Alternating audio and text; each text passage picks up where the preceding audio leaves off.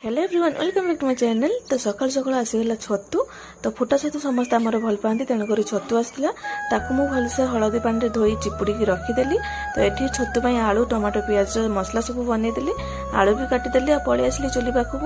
तो सका भात बसई देती माँ तो ये चुली लगे देते। तो बर्तमान छतु बर्तमान भाजुची आसपटे तो वर्षा प्रबल आसला, एत काउलिया पक करता, पवन भी बहुत दौला, बहुत भल भी लगुला।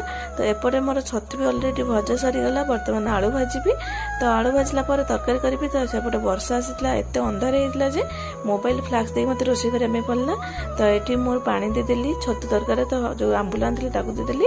अलरेडी मो छतु तरकारी होगला पर तो शाग काटी देती माँ, तो ताकू शाग को भाजीदेली। भाजला पर नीति जेहतु अंगनवाड़ी आइला बिस्कुट खाई, तो आज भात खाई ना बर्तमान अंडा आमलेट कर भात खाई शोई पकड़ी। 4टा समय उठला, चुट्टी तो बहुत बड़ होता, बाबा कहले नहीं गले तो चुट्टी काटिया। तो मोटी सन्ध्या देदेली। आशा करूँ वीडियो भल लगे सब्सक्राइब कर।